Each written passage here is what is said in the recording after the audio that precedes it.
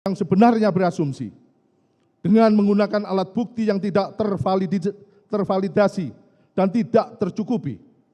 Kami serahkan kepada mata hukum, mata kebenaran, serta mata publik untuk menilainya.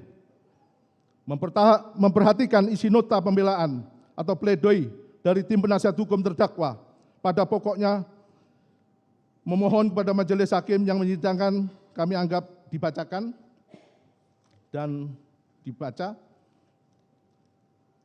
bahwa permohonan tim penasihat hukum terdakwa Putri Chandrawati dalam pledoinya didasarkan atas pertimbangan analisa yuridis yang telah diuraikan dalam nota keberatan pledoinya dengan beberapa dalil. Untuk itu, kami penuntut umum akan memberikan tanggapan sebagai berikut. 1. Tanggapan terhadap bagian pledoi pribadi terdakwa Putri Chandrawati.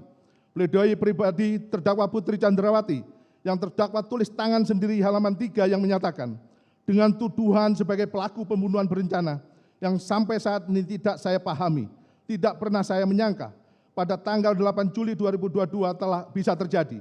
Konstruksi yang dibangun dengan menambah aspek perselingkuhan rasanya tidak pernah cukup untuk mendakwa saya sebagai pelaku pembunuhan berencana, namun juga menuding saya sebagai perempuan tidak bermoral. Bahwa terhadap pendapat terdakwa Putri Chandrawati cukup dapat difahami karena apa yang dikemukakan oleh terdakwa Putri Chandrawati sangatlah relevan dengan fakta-fakta yang ada, dan bahkan fakta tersebut telah terungkap di hadapan persidangan dan seluruh masyarakat pun telah mengerti yang sesungguhnya terjadi.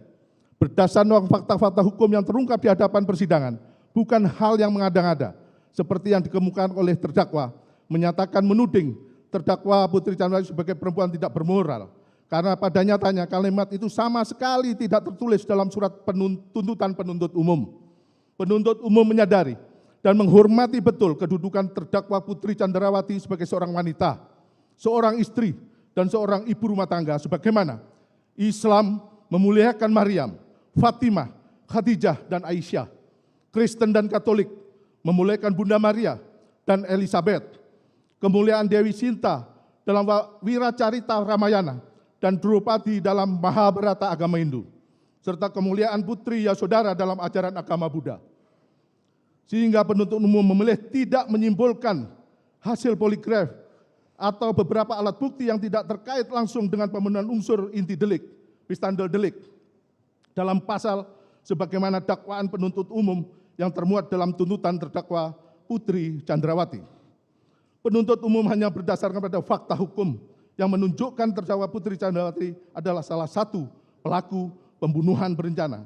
Meskipun terdakwa Putri Chandrawati tidak memahami atau pura-pura tidak memahami apa itu pembunuhan berencana. Akan tetapi terdakwa Putri Chandrawati melakukan karakter yang dipersyaratkan dengan pembunuhan berencana, yaitu menyampaikan cerita kepada saudara Ferdi Sambo berupa cerita jika terdakwa Putri Chandrawati dilecehkan yang kemudian berubah menjadi cerita pemerkosaan. Lalu saudara Ferdi Sambo S membuat perencanaan dan bekerja sama dengan saksi Riki Rikal Wibowo, saksi Kuat Ma'ruf, dan saksi Richard Elisir Budiang Lumiu untuk menghilangkan nyawa korban Nofriansah Yosua Huta Barat. Dan cerita pertama peristiwa terjadi di rumah Duren 3 nomor 46 karena terdakwa Putri Chandrawati dilecehkan oleh korban Nofriansah Yosua Huta Barat.